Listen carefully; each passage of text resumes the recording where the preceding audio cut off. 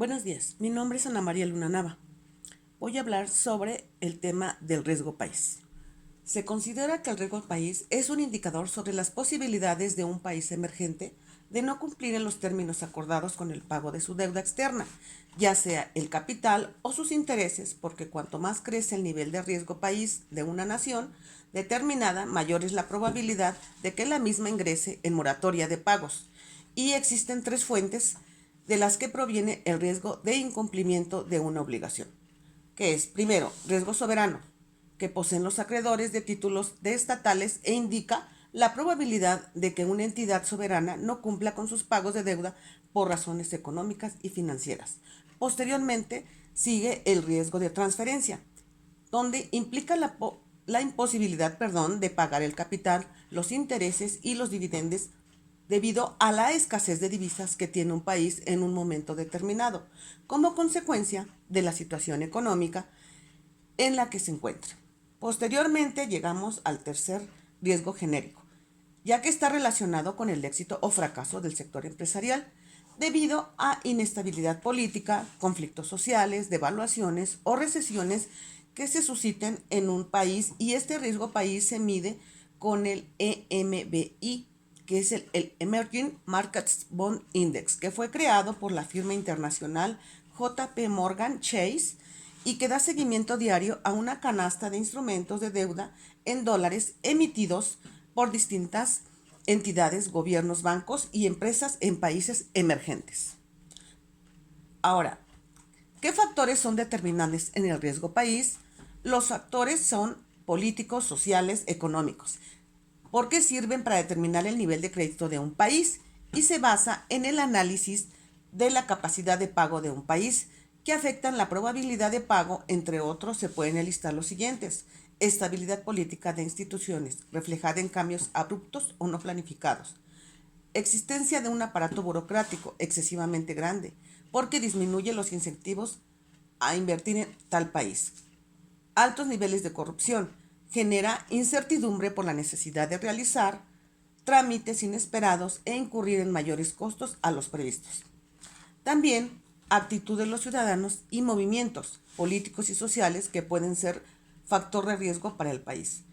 Los patrones de crecimiento económico y la volatilidad en crecimiento de un país afectan a su nivel de riesgo.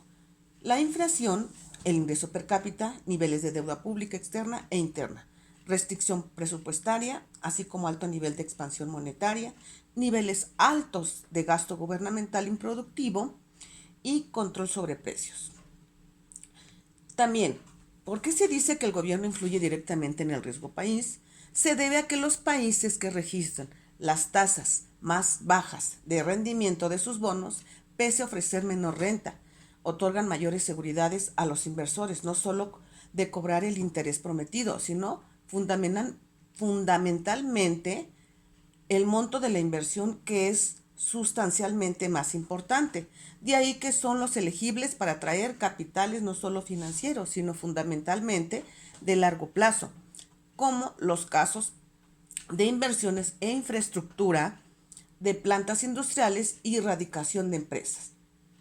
Por el contrario, cuando el riesgo país es alto, se desalienta el ingreso de capitales de exterior, y de ese modo también emite una señal negativa para los inversores locales, y se comienza a sospechar de la conveniencia de destinar sus ahorros a financiar compromisos del gobierno y también de empresas.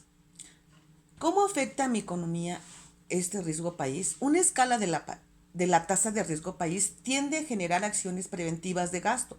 Por tanto, por parte de empresas como de las familias, y también deberían hacerlo los gobiernos, porque el costo de los créditos tiende a elevarse, o bien porque disminuyen las facilidades de acceso a un préstamo bancario y también comercial. Ya que por el contrario, cuando el riesgo país cae, la señal es que mejora la liquidez del sistema financiero, suben los precios de los bonos y consecuentemente disminuye el rendimiento, lo cual conduce a tornar más atractivas otras opciones de inversión, como las acciones, los ladrillos, así como elevar la demanda de consumo de bienes, tanto perecederos como más aún durables. ¿Cómo ha facilitado el entorpecido el gobierno a la inversión extranjera directa en México? El presidente de México ha cerrado la entrada de inversiones extranjeras. Estamos hablando de Andrés Manuel López Obrador. Esta llegada de inversión extranjera directa será un reto para este presidente durante su primer año de gobierno, ya que la inversión extranjera que llegó a México durante 2019 fue de 25,000 millones de dólares, aproximadamente por debajo de los 28,000 millones de dólares estimados para 2018 según un informe de Banco de México. Los especialistas consultados por el Banco Central Mexicano consideran que el riesgo principal que obstaculiza el crecimiento económico del país es la incertidumbre de la política interna, ya que este mandatario ha expresado que por cuestiones de soberanía cerrará la participación de inversiones extranjeras en proyectos como el Plan de Desarrollo del Istmo de Tehuantepec, una de las zonas más pobres del país, que pretende comunicar los océanos Pacíficos y Atlántico con el fin de movilizar mercancías para que compitan en mercados internacionales, declarado el 23 de diciembre durante el anuncio del proyecto en Oaxaca. Y pese a la negativa presidencial, sus colaboradores mantienen el optimismo. Sin embargo, la titular de la Secretaría de Economía, Graciela Márquez, dijo que la inversión extranjera directa se situará por encima del monto de 2018, es decir, 25,000 y 28,000 millones de acuerdo con datos de Banjico. Ahora, vamos a describir un éxito de una empresa mexicana que haya realizado inversión directa en el extranjero. Tenemos el caso de la empresa Telcel, propiedad de la empresa mexicana Radiomóvil Dipsa S.A. DCB, subsidiaria de la empresa mexicana American Móvil y una filial del grupo Carso. Fue creada por el empresario Carlos Slim y opera en el mundo bajo el nombre de Claro o Comcel en Brasil, Colombia, Argentina, Estados Unidos, Guatemala, Honduras y Ecuador, donde ofrece enlaces de banda ancha móviles, servicio de videollamada, televisión en vivo y video de streaming, así como servicio de banda ancha y telefonía fija con chip.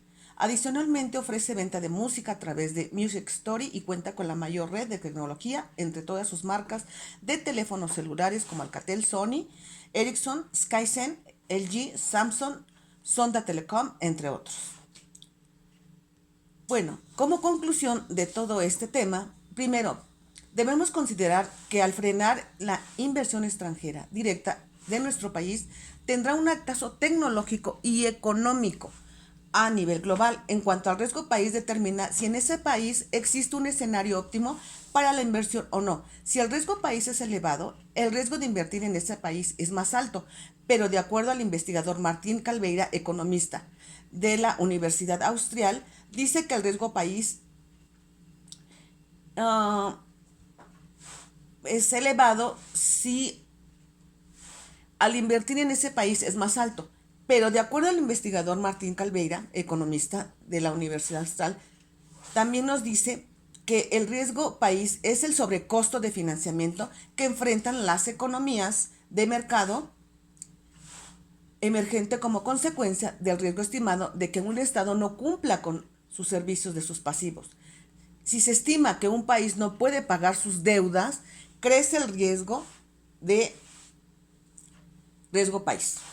Bueno, también se debe a factores externos, como la modificación de la tasa de interés de la Reserva Federal de Estados Unidos.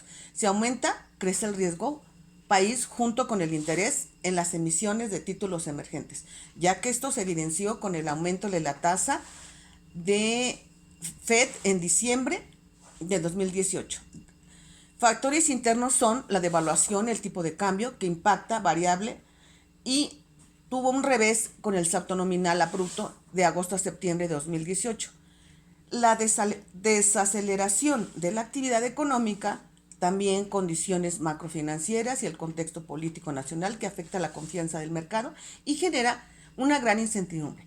Esto trae como consecuencia que, de acuerdo al informe del investigador Calveira, nos advierte que un aumento del índice de riesgo país se traduce en un aumento en el costo de crédito y genera una mayor necesidad de liquidez para afrontar los pagos de los servicios de deuda, según el informe. La convergencia hacia un punto estable en el riesgo país dependerá del éxito en la política económica. Es todo. Muchas gracias.